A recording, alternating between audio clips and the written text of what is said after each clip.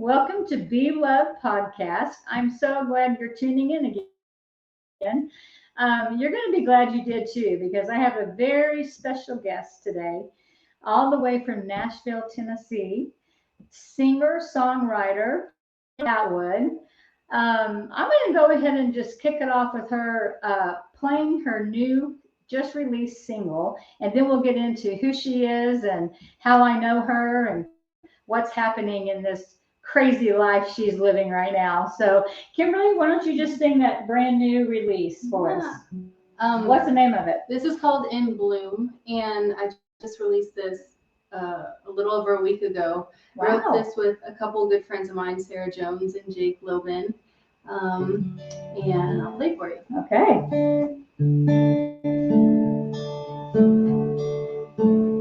I see pink and white flowers in the sunlight, morning of singing up and down the fence line, but I'm on the other side of the window wishing I wasn't still here.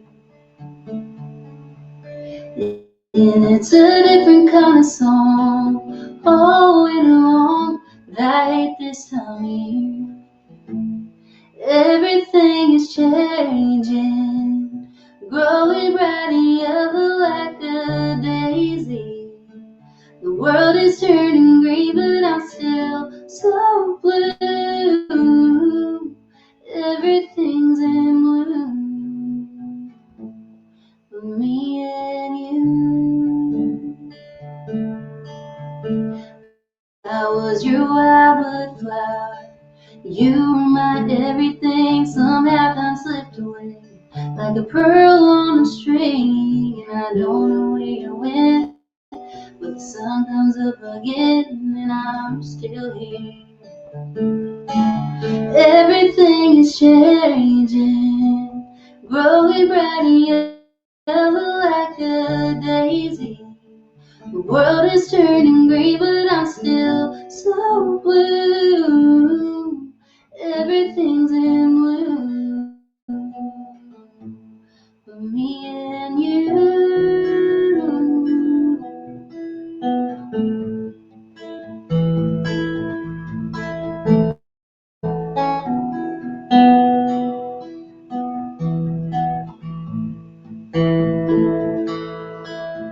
Yeah, wherever you are, if you ever had a heart, please don't leave me in the dark.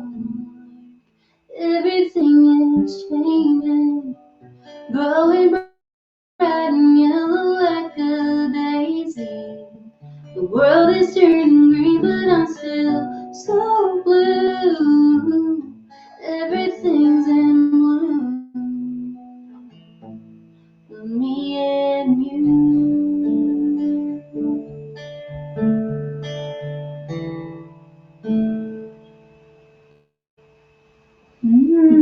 That's beautiful. Everything's in bloom but me and you. I just think country lyrics are just so clever, you know.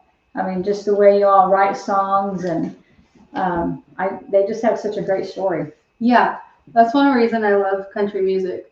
I feel like a lot of times I'll hear something and I'll be like, oh my God, why didn't I think of that? Yeah, like that's the I know. perfect song. It is it just blows my mind sometimes. And you've got some great ones. How many songs have you released now? I think this makes number 11. Okay. And then I have, which we'll get into, I'm sure, but I have like a whole album I'm releasing this year. It's 10 new songs. Oh my gosh, and so that's awesome. There'll be a lot out in a couple months. Oh, great. Well, I tell you what, so Kimberly is my cousin, and when she was 4 or 5 years old, she began singing with this voice. And we all were just amazed. I mean, it hasn't changed much. I mean, you've always had a phenomenal, beautiful voice. And I know she had to get so tired of it because everywhere she went, we always had her sing. I mean, from the time she was 4 or 5 until now. I mean, even now, you came home a couple years ago with a friend. Yeah. And you came in the salon, and I'm like, will you guys sing. Yes, yes. And they did. So she's always really gracious to do that for us. But yeah, Kimberly is just, we're her biggest fans. We sure are. My son, for sure, Trey, is her biggest fan. In fact, we were coming back from my grandson's ball game a few weeks ago, and we listened to every one of her songs on the way home, and they're all so, so good, and they have a great story. Mom called me the other day. I was like getting out of my car, and she's like, I had to tell you, Trey and Tamara went on a trip, and she said that they listened to every song you have out the whole way. I'm like, that's we so did sweet. The whole way. We loved it. And they're all so good. Also, y'all, I think I got, maybe I was really good when I was little. Either way, y'all gave me a false sense of confidence. If not, no, you were because good. everyone just always like built me up. It's like, yeah, it's really a blessing, actually. That's really good. Because it like gave me, imagine if you're like, you want to do something and you're like it, and then it's like, don't do that, or you're not good, you know? Yeah. So y'all find out one day, I wasn't. Yeah. Connor used to sing a lot, you know, and my dad would say, Connor, sing that song, and somebody would be over, you know. Well, she heard herself one day, and she's like, I cannot believe you guys told me I could sing. Oh my God. She's like the betrayal. Yeah, she loves to sing, though. She loves to do karaoke. She was our dancer, though. She was the dancer, for sure. She was very, very good. Yes. So you moved to Nashville how long ago? I was trying to count. I think it'll be 7 years. It'll be 8 years this November. Oh my goodness. That's crazy. So tell us how, I mean, you just packed up and went? I mean, yeah, what happened? Okay. I, as you know, but people listening probably don't know, I've sang my whole life. I've started writing songs when I was very little. I just she's been a songwriter for a long time. I always like loved it ever since it was Leanne Rhymes first. And you sounded just like her. I can remember you would do her songs, and like you could sound like her. Yeah. It was crazy. Sometimes I wish I had some of that still. Like I could really like belt it out. But I started listening to Leanne Rhymes, and then my parents and everyone realized I could sing. And they said specifically one day I was just like in the yard or something, like 4 or 5, and I just started singing Blue, and they were like, wait, she can sing. Like, so sing just a little bit of that. Oh my God, it's been years. Put her on the spot. No, I'm like, what's my key? I'll do like a verse and chorus. Yeah. Okay, perfect. So this is the first song I've ever sang, and I've not sang this in probably 3 years, but 5 years maybe. Blue,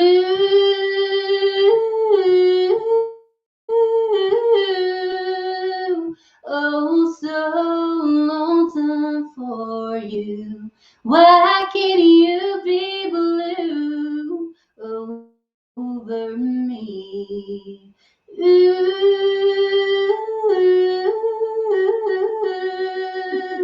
oh, so lonesome for you. Tears fill my eyes till I can see. Wow. I'm not saying that forever. That was awesome. Oh my goodness. I mean, she sounded like that when she was 4 or 5 years old. It's like, it was unbelievable. I just didn't stop from what I understand. And then you sang all the time. Anything Leanne Rhymes did, I was like, they bought me. So then my parents bought me all of her tapes and albums, and anything like top to bottom, I just copy her. So like the yodeling thing, I didn't even know what yodeling was. And literally, I just started singing this song because it was on the tape, and then they're like, "You're yodeling." It was hilarious. I mean, it was amazing. It really was amazing. Yeah, we'd have you yodel all the time, and I don't know. She would just showed her off. We had fun doing that. Trey, her son, Trey, which we're the same age. He like in high school even, like he was not, and Trey was cool. I was not cool, mind you. But no, this is the honest truth. Trey was cool. I wasn't cool, but he always like made me feel so special because he would also I was shy, but he was like, he was not. And in the middle of class, I just remember like our senior year even, he was like, no, everyone shut up. Kimberly, he would just be like, I want Kimberly to sing right now. And I would just like, I would just sing like something for the class. And it was just like, Trey could do this. He would just always like made me feel special and like seen or whatever. But I was very shy at the time too, so I'm telling you. it helped me come out of my shell. Yeah, he adores you and your music. So he thinks you're the bomb. He's the best. At our restaurant, you're on our loop. I love it. All your Anytime I'm songs in are on our there, loop. or when like Josie or different people I knew who work there, they'll send me a thing and be like, "Here's your song playing." Really? Oh, that's Special. awesome. Yeah, we love it. Okay, so you moved to Nashville, Yes.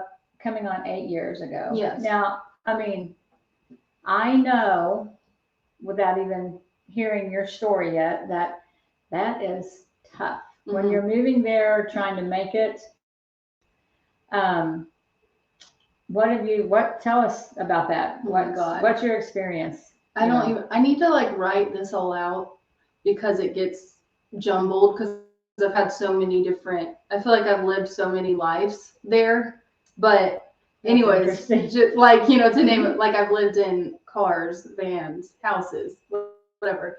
But so we started out, we moved to Nashville, just decided it's like the thing that I needed to do. Like, and I'm very thankful my husband, Gabriel, he really kind of gave me like that push. He was like, and he's a musician. He's right? a drummer. Yeah. And he was just like really believed in me the way that all my family had and stuff. But I wouldn't say I'd given up, but I was like, I knew I'd kind of reached my potential here. I'd done what I can do here. But for some reason, just like moving to Nashville and stuff seemed so out of reach to me. Well, it's really not, you can do whatever. But to me, it just says like, oh, like I can't do that. He was like, no, like you can. And if you're going to do this seriously, then we have to make this move. And so then once I like really thought of that, I'm like, yeah, like I want to do that. Like that's my dream. So we moved together and just tried to get like, he had to adjust his job. His job thankfully let him like work mobily, which we didn't think it was going to work out. But so that worked out. And then when we moved there, honestly, like didn't know where to go, didn't know. It's like you're in a whole new place. You have to like network, meet people. I didn't even know where to start. I didn't know anyone. So I just kind of stayed. We were renting a room in this stranger's house. And so, which, coming from here, the idea of like, now like Uber rides and stuff are so common, but like back then, moving from here to there, like I was terrified to even get in an Uber with a stranger and like renting a room in someone's house. I was like, what? So I just like had to grow a lot. And so I just kind of stayed tucked away and tried to like, I'm like, okay, I'm here now. Before I go out or anything, I need to like get better at songwriting and like really like, because you move somewhere where people are doing it. You're not just the small town star. You're like there's a million people that are so good. And so I was just like, knew I wanted to get better and really write kind of more to my story and stuff. So started writing. Then I just started going out literally and meeting people. I'd go sit at songwriter rounds, listen to people, and then try to like introduce myself. Or I'd do this for hours, and I'd just go around. I went downtown one day and just went to all the bars and asked if I could sing, which I hated doing because again, it's out of my comfort zone. Yeah. But I got in playing downtown, which really helped me get better at performing and make a little money doing it and meet some people. And then that's kind of how, I don't know how far you want me to go into it. Yeah. But I kind of got into started meeting some of my really close friends early on, which I'm thankful for. Like, I remember I DM'd on Instagram a couple of my friends, or I DM'd this girl, Priscilla Block, on Instagram. I found her and I was like, oh, she has such a pretty voice. Like, I want to write with her because that's what people do here. And so I messaged her and she's like, yeah, come over to the house. Went over to their house and I met her. So you just message people that you want to write kind with? Of like, it's very weird. And they don't know you? Yeah, very weird concept. You either you reach out to people, hey, I see you're doing this too, we should write a song together. Or you go out to like a show and you see someone singing, introduce yourself and say, hey, you want to get together or whatever. Wow. So I was just getting into that. So this was my first co-write. I went over to Priscilla's house, and then her roommate and bandmate was Sarah Jones, which is my best friend. And I met them that day and we wrote a song. And since then it's been like, they've been my friends, and it kind of like helped me get into like the co-writing world and figure that out. And how long have they been there? they had been there about 3 or 4 years. So they kind of knew some people. And they kind of knew some people, but what's bit. so interesting, they knew like kind of where to go and see these shows and meet people and stuff. So that was really helpful to me, and just have some friends to go do that with instead of just going and sitting alone. But the interesting thing to me is, besides, they had only written with each other, like Sarah and Priscilla. So like, from what they told me, I was like their first co-write outside of that. Okay. And so it was cool that we all kind of fell into that. And then from there just started meeting different people and just trying to like write songs and kind of find my group of people. It's a very weird thing. It's like it's a different it's world. like, hey, let's meet. We've never met. Let's like now let's write a song together in like 3 hours. So, and we're going to get into some stuff because Kimberly has gone through some things that she's going to share. But before that, I want to know, when you're co-writing with somebody, especially somebody that you don't even know, you just met them, what is the process? Because I would think to write a song with someone that you don't even know, like I feel like you would almost have to have some type of connection to write a song together, but maybe not. So no, what happens? I know it's very odd, but usually, like from my experience, you like you're kind of talking for the first at least hour, because you just met these people, or maybe you've been friends for a bit, like, and played some shows, but you've never written a song together. So like, yeah, it's like a very intimate thing to just make up a song.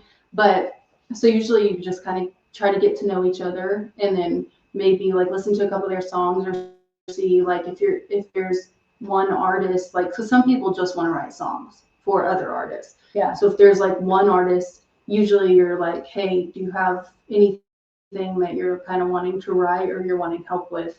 And you'll kind of cater to that. Sometimes you just write a good song, or try to write a good song, and then maybe pitch it to an artist, or just have it.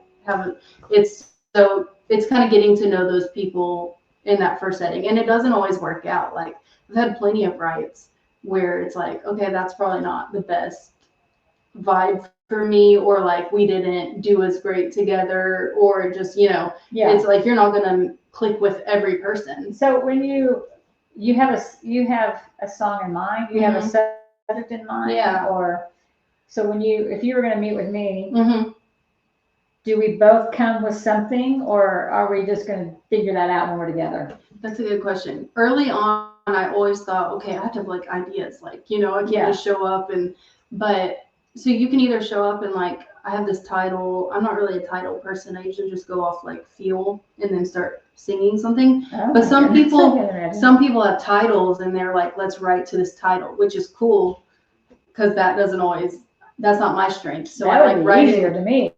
I like writing with those people. Yeah. So sometimes people bring titles. Sometimes you just like, a lot of times if I'm writing with like my friend Sarah Jones, we're so comfortable now, we'll get together. We may not have anything. We just start like talking or playing the guitar, and then how are you feeling today or whatever, and write from there, which I love that, because you're like relaxed with that person. But then there are very like, very machined people, which are like, they come with 10 titles and you write one of them. And that's the only way they write. I'm kind of more of like a feel it out writer, but I like writing both ways because it's a good exercise for me. So the song you just sang, Bloom. Yeah. What inspired that song? Okay, so that was with Sarah Jones and Jake Lobin, which is another songwriter friend of mine in Nashville. We met at his studio, and I believe like it was a thing. I showed up and like, I don't have anything. I'm here though, so let's like, and I think Sarah had this title called In Bloom, if I remember. We were trying to remember correctly, and she's like, I don't know, I just had this title In Bloom, and then we were talking about how that could kind of relate to like either heartbreak or depression. Like everything around you is blooming and pretty and vibrant and lively, but like you aren't, basically. Okay. It was kind of the sentiment. And then Jake had some really cool lines, and I remember one of the first lines he said was like, morning dove singing up and down the fence line, and then but I'm on the other side of the window wishing I wasn't still here. We just built it from that, and then the song kind of just happened. But that, yeah, so that was that. That's how usually I write. Sometimes people have like a title or just a sentiment, and we write towards that, or I'll bring in a sentiment I have. But also I'm very inspired by like if someone's just playing something on guitar, that usually helps me write really quickly. It brings like a new melody out of me or something. That is a true gift, my friend. Thank you. That is a gift. I feel very blessed. I can't even imagine that. I feel very blessed. I love that. I would love to be able to write a song. I bet you could write a song. I don't think I can. Next podcast, we'll write a song together. Oh, okay. That's a deal. That'd be awesome. I've always wanted to write a song. You could do it. Okay, so I know not too long ago on Instagram, you started sharing a tough time that I'm sure you've had many tough times, because living in Nashville, and like you said, you lived in a car, you lived in a van, you lived in a somebody's one room, or whatever, and that's all foreign here, you know. Yeah. And so just going to Nashville, and from this little small town in Missouri, and you're going to this big Nashville where everybody's trying to do the same thing. Yeah. There had to be some discouragement. I mean, I just think it would be such a hard road unless you just knew somebody that had an in. So, but, you know, people make it there all the time without that. I mean, you know, but you started sharing kind of a dark place that you went into. And would you want to share a little bit about that? Sure. Yeah. Okay. Kind of lead us up to what was happening maybe just before you started, or what you think took you there. Yeah, okay, so this was January 2024. So it had just turned, you know, 2024. I was at my parents' house visiting. I had been home for the holidays. So, which was nice, like a little relaxing time. I had been working nonstop to finish actually the album that I just released In Bloom from, and that I'm releasing this year. We were wrapping that up. So working, I mean, till 5 a.m. singing and fixing, which I love, so much fun, but just been putting in a lot of hours on that. But also I had been taking a lot of like meetings, industry stuff, which was really exciting for me, but also I guess I didn't realize how, I don't know how to put it, how much like buildup I had, how much stress I had felt, and pressure that like, okay, this is it. This is going to lead me. This is like, you know, this is going to be, I have this album ready and we can present it to these people, see if they want to invest. Like this is finally happening. Like, you know, and I had some meetings, I won't say which, but some very big label wanted to meet with me. And I had thought more than anything, this is a God thing, because I'll tell you how we met. This is crazy. Okay, so I had when we lived in Missouri, there was a coworker that also, I guess a couple years after we moved to Nashville, moved to Tennessee, about 40 minutes outside of Nashville, onto a farm. And so we had connected since they had moved there and had dinner a few times and stuff. And a couple years ago, they had like a room, like a separate garage to their house that was made into a studio apartment for rent. So we moved into that. We were living in our van, our camper van at the time, but it was getting really hot during the summer. We don't have AC. So we moved into and rented their space for like a month or two. It was really nice on this beautiful farm. And we stayed there, and then we moved out and went into like rented a new space. So move forward like a year after this, maybe a little less, I get a call from this person, and I'm working my cleaning job, and I'm like up cleaning windows or something. And I'm like, why is this person calling me like this? I didn't realize I didn't have this person's like new numbers saved in my phone. It was a Missouri number. Oh, So okay. I was like, they still in Missouri. I was like, why am I getting a call from? Anyway, so I get down, I answer, and they said, hey, we met on our farm here.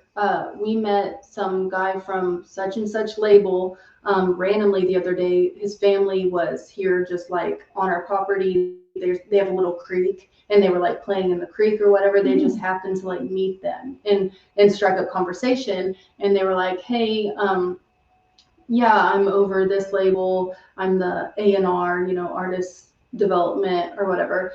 And we're looking, for kind of left of center country, a little more traditional, not maybe like mainstream radio kind of. And this person's like, I know the person, like, you need this person. And so it was just so random. Like, this label exec, we'll say, was there at this time, this space that we had rented in the most random place outside of Nashville, like, and that they just happened to be on their property. Yeah. And so they started talking, and this she's like, anyways, I gave him your info and he might reach out to you. I'm like, oh, cool. And like, this wasn't like an indie label. This is like the label. And I was like, oh my God. So I'm like, okay. So they reach out to me like a few days later and said, hey, I met so-and-so, and they said I should reach out to you. Would you want to come by the office and meet? Sometimes I was like, yes. So I went, met, played them some songs. They liked it, or said they did. And we spoke, and then we had like another meeting or two in a span of a couple months. Okay. So this is like an ongoing thing. I'm then trying to they wanted to hear the finished album. So I'm trying to rush to get it finished and work with my producer who's, we're just kind of doing things the best we can, trying to scrap and finish things. And so we tried to finish the album, send it to them, met again, all this stuff. They seen, we had a talk, I don't know, interested or not, whatever, but we had multiple meetings. And I was kind of like, oh my God, this is like the thing, like this person is looking to sign someone who sounds just like me. I'm not mainstream country. I'm just like me, Yeah. That's not you. So anyways, I came home for the holidays after these meetings, and my things just didn't work out. Like, they didn't reach back out. And after I sent my final album and everything, I didn't hear back. And that, they wanted to play it for the whole panel and stuff and discuss it. And it didn't work out. But I think that was I think that's on top of a million things, but I think that was kind of the straw that broke the camel's back. And that's what my mom thinks too. And so I don't know. I just think I had and I was very stressed out over, I hate to say it, TikTok and everything else. There's so much pressure on artists to become viral on TikTok and and it's harder than you think. You kind of have to, some people get lucky and they can make it off their talent and their, them. And some people have to really just kind of I don't know, play a part or really give into trends and doing all the stuff. And it's just not me.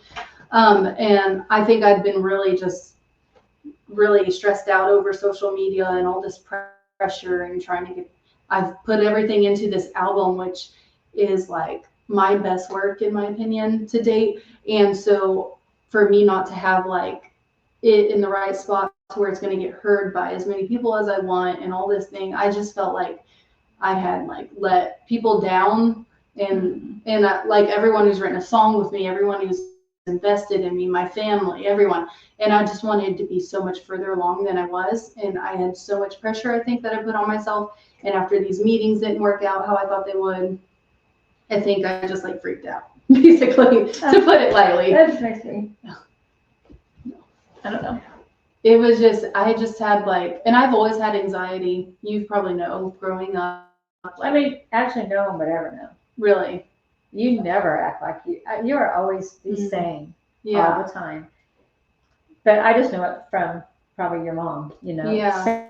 saying that. But Mm-hmm. no, I don't think anybody would ever look at you or be around you and think that you struggle with anxiety, Yeah. which is probably very normal for a lot of people who do, Mm-hmm. because I think they just try to stuff it so far down, and then this is what happens. Yeah. Yeah. Yeah. They try to just You kind of what everybody you try to thinks they suppress should. it. Yeah. Like, I don't know. I would just like, I think I also was go so much in Nashville, and then I had these couple months off at home, which was great, but I just wasn't in a good spot. Like I was, it's so crazy. I was like crying uncontrollably to my husband over social media, which is ridiculous. But just because of the pressures it is and the numbers you're supposed to get, and and it just wasn't a good, I was like, it wasn't a good spot for me. And then I think it just, it all compounded. I lived in a van or a car, which at the time I'm like, this is fine because I'm doing what I want to do and I'm working towards what I want to do. But I think just like, so the sacrifice was fine. The sacrifice was fine. I think it was some of the like, this is never going to pay off, like it feels like that, or you start to feel like you play the comparison game. Like you look online and it's like everyone else has 10,000 likes and you have 100, and you're just like, it's such a stupid game to play, but that is really what people measure, or labels and stuff measure success. That it's not the old school way of like, you have talent and they invest in you and help get you where you need to be and you both work hard. It's just a different world because people have proven they can do it on their own, that you do it on your own now, and then they want to come along and be a part of it and then help you. Which I've accepted that, and I totally understand in today's world. It's just very hard, and it's hard to make it, but I've kind of changed my perspective some now, and I know that everything I've been through, that what's meant to be will work out, and it's not worth losing my mind over again. But anyways, I had a meltdown, basically. Not kind of, I literally had a meltdown where I couldn't eat, I couldn't sleep, my heart rate was like 140 beats per minute for days. Like no matter what I did, it was just, I couldn't leave a room in the house without feeling like I'm going to pass out. Just bizarre. I'd had anxiety all my life, and like anxiety attacks where I feel really scared, or I need to like calm down, or I can't sleep, or I throw up, but I could always get over those. But this was like panic attacks, which I realize are different than anxiety attacks now.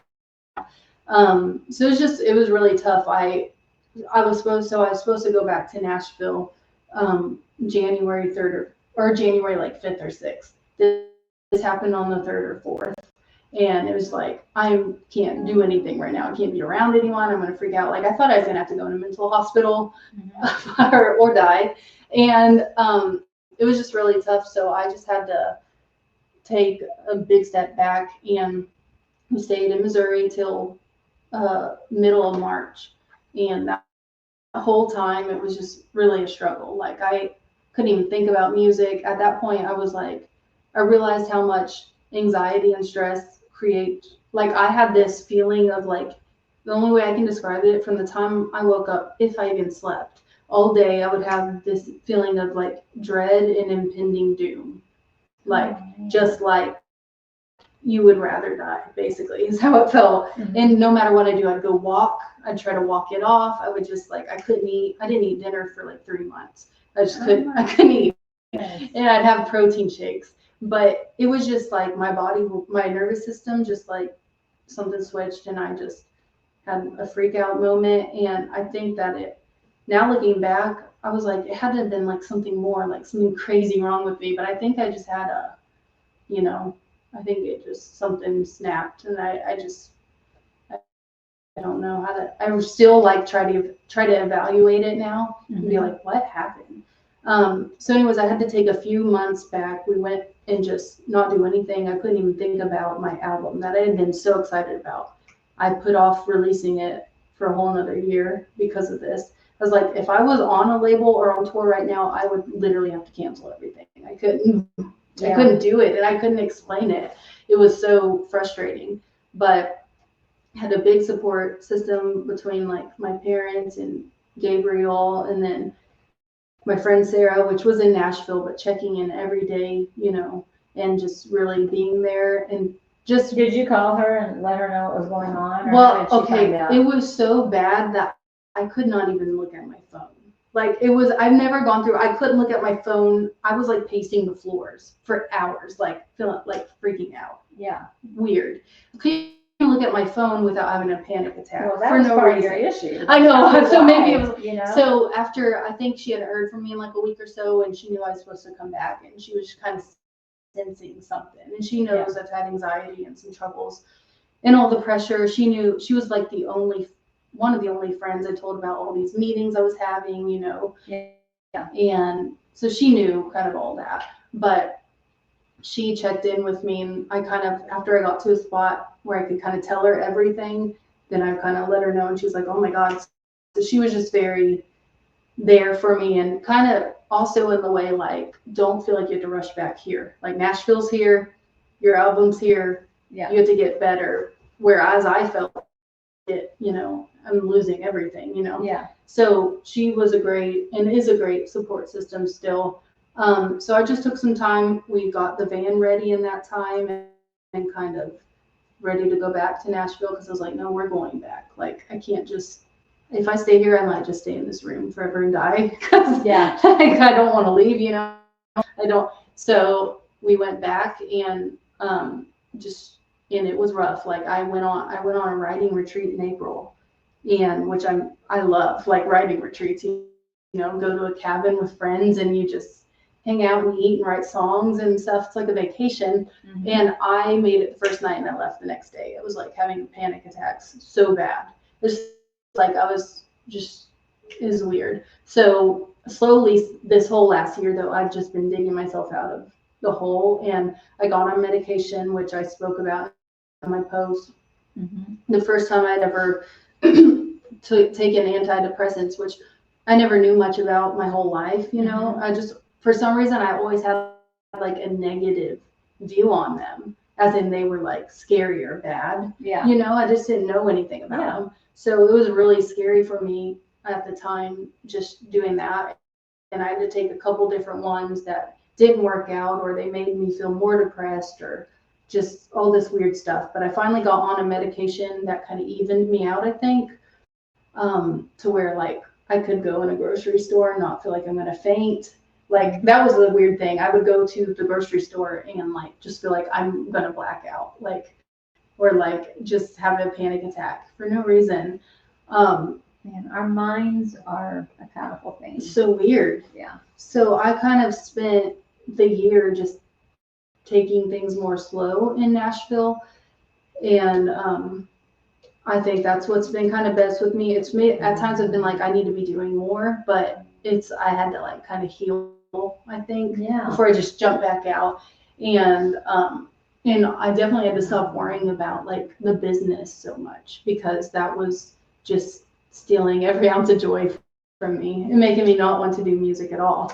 So I can say I'm now in a better place. I'm weaning off of my medication now, so hopefully that goes good. But yeah, so I've been, and I still have, I think you never get rid of anxiety when you have anxiety. Like, it's a natural thing. You need a little bit of it, but I am better than I was this time last year, so I'm thankful for that. So what do you think was the initial thing outside of medicine, because you had to get to the place where you would even maybe think about doing that, but what helped you start climbing out of that hole? Do you remember like the day or the moment that you thought, I can maybe do a little bit now?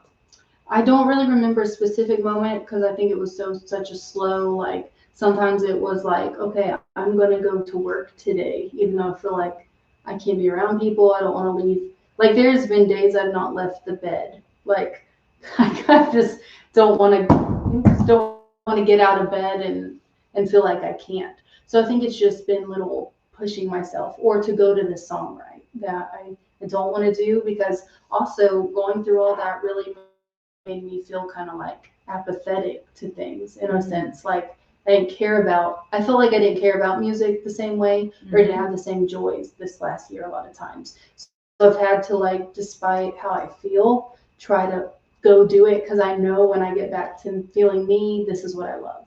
So just trying to push myself, and then some days being like, I don't have to push, I just gonna do what I can. But I've leaned on my faith a ton.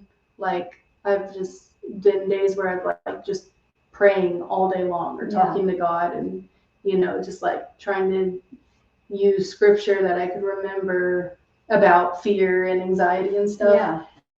And that definitely helped me. I was going to ask you, because I know that you know the Lord, and were raised in a Christian home, and so I was going to ask, what about your faith do you think has helped the most? Like just knowing that God has a plan, and you can depend on that, or I mean, tell us a little bit about how your faith has kind of pulled you through. Yeah.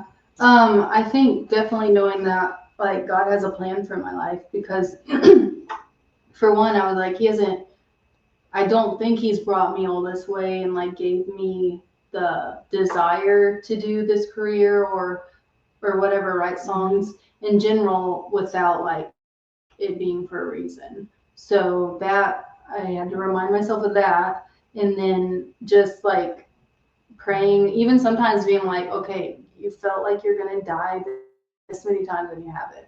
Like with like anxiety and stuff. Yeah. So it's like just speaking against that, or sometimes just like telling yourself you're not afraid of it, even though you feel very afraid of how you feel. Yeah. And just and then just like praying constantly. I don't know. There's just times I've just been like, or car drives, maybe I'd be feeling like anxious or really depressed or whatever, and I just like pray the whole time in the car. And just try to, just like ground myself that way. So I think just knowing that like God has a purpose for me really helped pull me out of that the most. Yeah. Or that it's for a reason too, because, like we don't go through things just for nothing. That's right. And he uses everything that we go through to, for our purpose and to get us where he wants us to be. Sometimes it's not what we think it's going to be, or it doesn't look like what we thought it was, but ultimately it'll be the very best thing. It made me think, there's a song, Fear is a Liar. I don't know if you ever heard that song, but I think I have. Fear definitely can hold us back, and fear is from the enemy. The Bible says that he doesn't give us a spirit of fear, but of love and a sound mind. Yeah. And so that would be a great scripture for you to maybe really focus on too when you start feeling fear. Any of us, I mean, fear. The enemy wants us to live in fear because it paralyzes us. I mean, that's exactly what happened to you.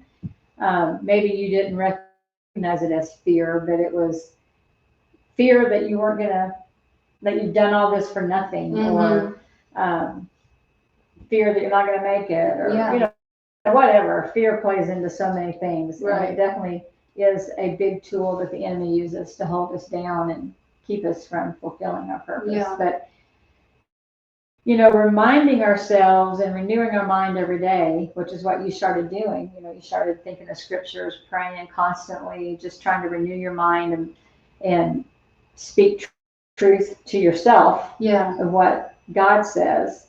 And I mean, sometimes that's hard, Yeah. sometimes it's hard to believe it because you're not seeing it. Right. But we still need to speak it because eventually, and I even think just saying those things out loud, saying scripture out loud because we're hearing it. Mm-hmm. Even like saying in our heads, totally fine. But if we speak it out, we're actually hearing it ourselves and we're hearing the word. And I think it can be super powerful, It's kind of like commanding it too. Yeah. Like, yeah. for sure. Is there anything that you would say to somebody who is dealing with anxiety right now, or just maybe walking through a time where they don't see light at the end of the tunnel? Mm-hmm. Is there anything that you would want to say to them, or? Yeah.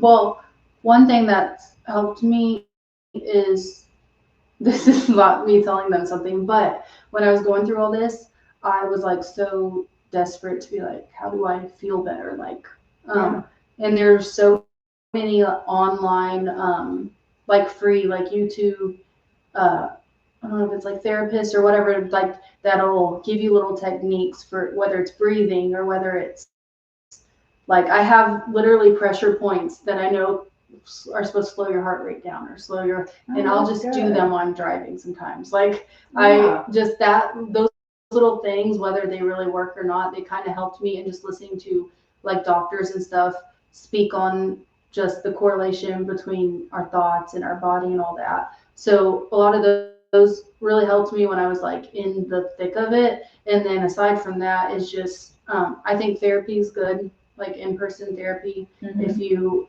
find a good therapist that you feel comfortable talking to, because I think you don't realize there's a lot of rooted stuff too, like that builds up, and then sometimes it can just like snap, Yeah. And you're like, oh, that's from something 10 years ago.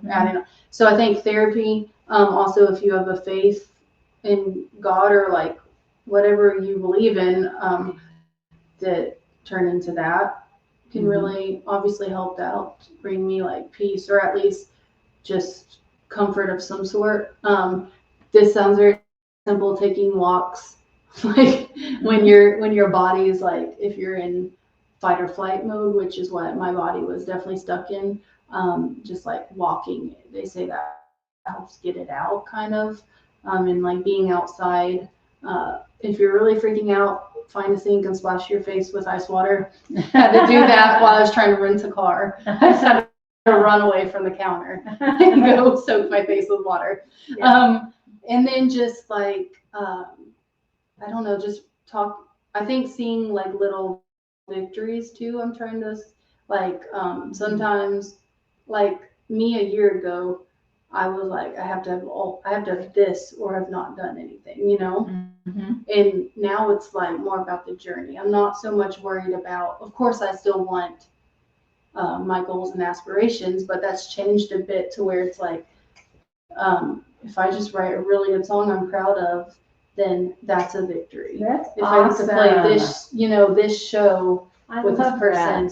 So I'm trying to see that instead of just like the big picture. Just only, so I feel like anyone watching this, whether it's whatever career you're in or whatever you're doing, like, I think it's good to keep, even I've been told like a little journal of like things that you've accomplished, because we tend to like we see the bad in ourselves and give ourselves grief usually, instead of like, oh no, you're doing good, or you just made it through today and you didn't, do this or you didn't do that. So. That's so good. That is so good. I don't know if that really answered your question. No, there's so many things that I'm like. I was thinking when you're talking about the pressure points and things like that. I mean, our bodies are just wonderfully made. Yeah. And there's so many things that we don't, people depend on medicine and everything so much. Yeah. We're taking something to help us. That's not what I'm saying.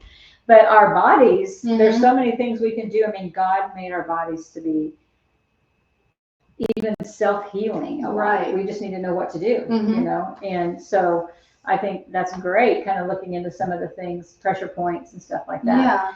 Yeah. And I love what you said about it's more about the journey now, because really we're not promised tomorrow anyway. Yeah. So it's really, what am I doing today? Mm-hmm.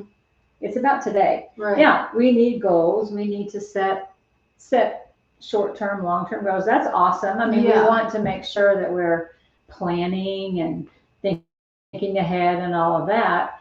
And but it is, at the end of the day, it's about that day. Right. What did you do that day? Mm-hmm. And some days, like you said, it may just be, you know what, I just had to set it out. Mm-hmm. You know, I Yeah. had to Take just a bath. take a break or whatever. But it is about the journey Yeah. and learning, because really what God's concerned about is who we're becoming, as far as, are we becoming more like Him on this journey? It's less about what we become, Mm-hmm. and it's way more about who we're becoming Yeah. in the journey. And are we learning and growing and changing and recognizing the things inside of us that needs to be gone? Mm-hmm. You know, Yeah. are we touching other people's lives? Are we making a difference? And not just in big ways, but just in small ways, you know. Yeah. And those things, I think, sometimes getting our mind off of ourselves and thinking about someone else, or Mm-hmm. you know. So I think also one more thing to add to that I didn't realize would happen, like when I shared that in my post, it was very like, I had thought about doing that or not doing that forever, and I was like, well, this is my story. So I shared that, and I've got so many people like reaching out, DMing me, people I know in Nashville, other writers that I would have no idea that they struggled with anything, you know. And they're like, oh my gosh, I went through the same thing, or I'm going through this, or blah, blah, blah. Or people even back home, just the people that reached, and the response I got was like pretty huge on that. And since then, I'd say it even made people maybe connect to my music more, because it helps them maybe understand me more, where I'm coming from. And I've actually seen more, more people like latch on to my music since then. So that's been very like a blessing. But also I'd say to people watching, like, don't be scared to maybe share it when you're ready, you know, because it helps other people, you know, feel like they're not alone.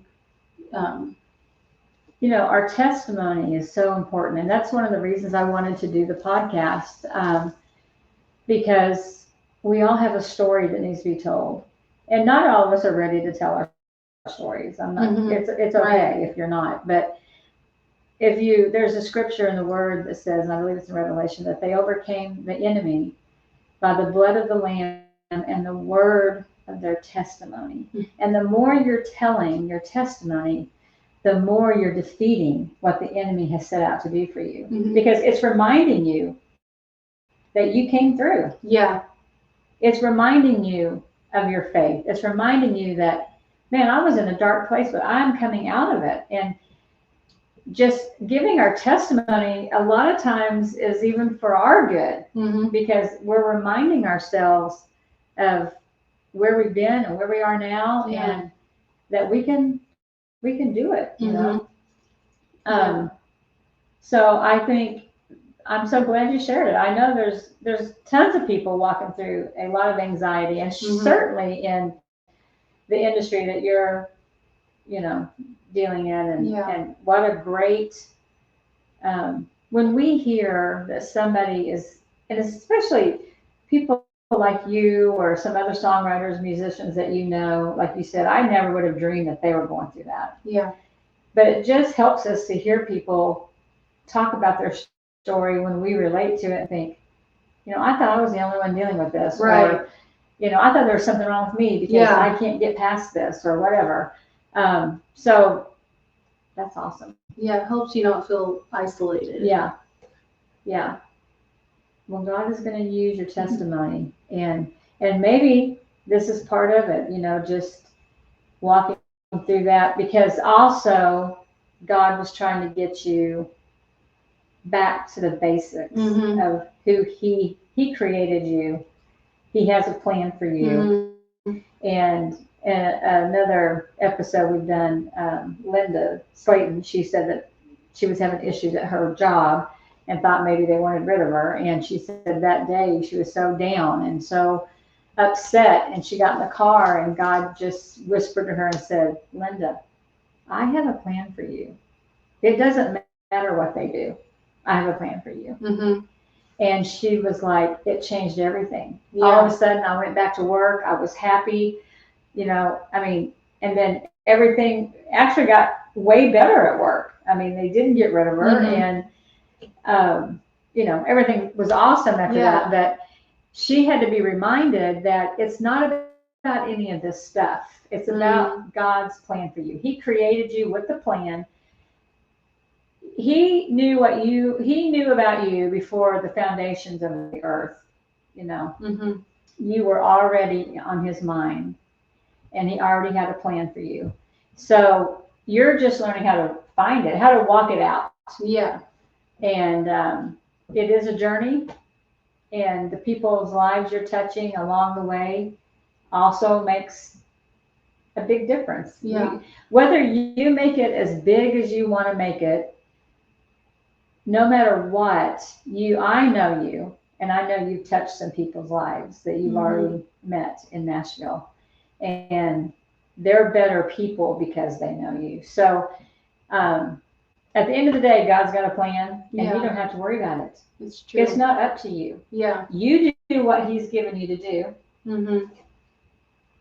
He just says, put your hands to work, do the things I've created. You do what you know to do, and then he's got the rest of it, and he's got the plan for you. So you just remember that when you start thinking, man, is anything going to happen? Or, I thought it was going to be this way. And just like, nope, God's got a plan for me. Yeah. And I don't have to worry about it. Yeah, for sure. It doesn't matter what man does. God will make a way. Yeah. To put you right where you're supposed to be, where it's the best. Yeah. Yeah, I think all the time now, like if certain things would work out the way I wanted or thought I wanted, it's like that probably would have been a disaster. Yeah. So that if anything, this last year in particular has taught me that for sure. That's so awesome. I love that. Well, I want you to sing one more. Okay. And this is a song. Maybe talk about this song just a little bit. Yeah, this is called Paralysis. I put this out a handful of months ago. And this song I wrote kind of like when I was going through this journey. And it just really kind of speaks to how I felt in the lyrics, just like how I felt at times. Or I named it Paralysis too, because I just struggle a lot with making certain decisions. Like I feel like there's just so much to do at times, and I just don't know what to do. So then I'll just freeze and so I think maybe some people can relate to it. Mm-hmm. And all of these songs, like both of these songs I've sang, are on Spotify, iTunes, even YouTube. If you don't have those, so I'll play it for you. And I wrote this one. Oh, I wrote this one alone. I was gonna say I wrote this one with. All right.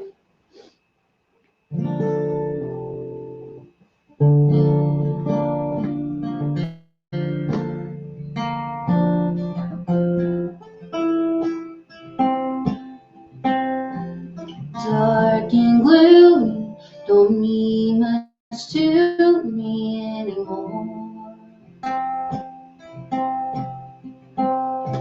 I watch a tear fall, but I don't even know what for.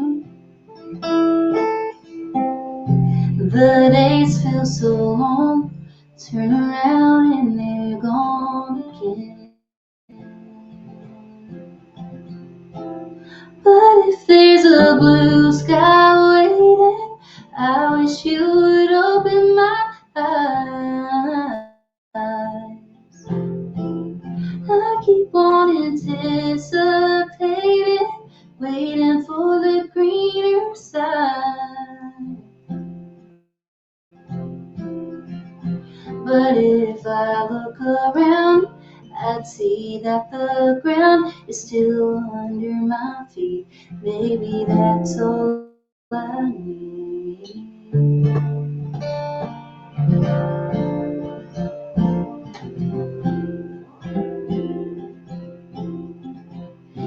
I overthinking or just complaining? I don't know. And when a dream dies, tell me, where does it go? And if it's not over yet, then help me forget how to doubt. And if there's a blue sky waiting, I wish you would open my eyes. I keep on anticipating, waiting for the greener side. But if I look around, I'd see that the ground is still under my feet. Maybe that's all I need. Hey.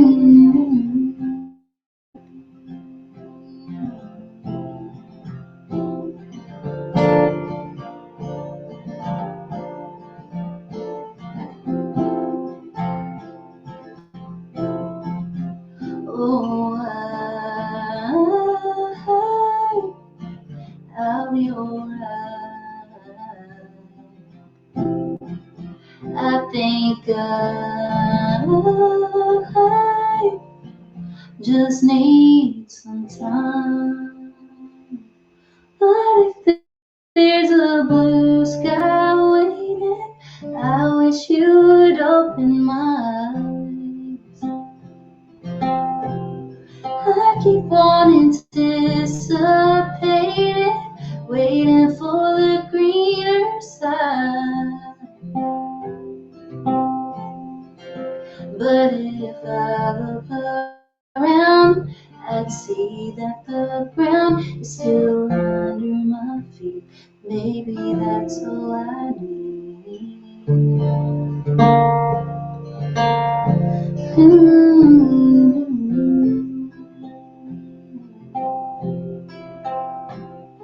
Dark and gloomy, don't mean much to me anymore. That is beautiful. That's good. Great words. Thank you. You can tell you wrote that out of a place you've been, for sure. Good. That's Yeah. what I hope that people can like feel Yeah, where the songs come from, definitely. and maybe it will help them in some way. Yeah. Well, I know this will help somebody Thank you. for sure. And you know, it's just good for anybody that's out there trying to make their dreams come true to know that it's a struggle sometimes, but we can always count on God to just give it to Him, and He's got the plan, right? Right. We don't have to worry. Yes. Don't worry, We and don't have to worry. drink your water. I had to stop Drink your water. When I was doing all that, I didn't drink coffee for almost 3 months, which you know me. Really? Yeah. You didn't want it? Oh, I wanted it, but like my heart. Oh, your heart. My Yeah. heart would just like couldn't. Oh, yeah. My body, but now I'm back. Yeah. Back to drinking coffee. Yes. Kimberly, thank you so much. I'm so glad that you happened to be coming here. Yes, this and worked we could out. do this. And it's been a while since I've actually been able to sit in the same room with you. I So know. I love it. And I just love you. Love And you. you're still just a sweet little girl. Thank you for having me, and you've always just been a fun and positive person to be around, and like you've done through my life, like you've been such a supporter and just someone who's always like made me feel like I can do anything. Well, you can, girl. Thank you. You have got it. You've got it for sure.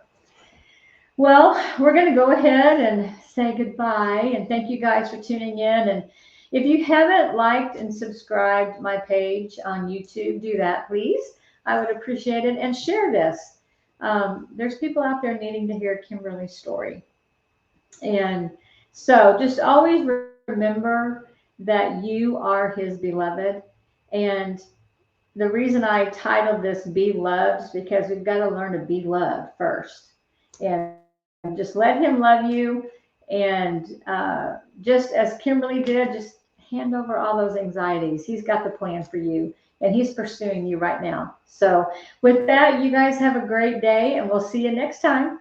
Bye-bye.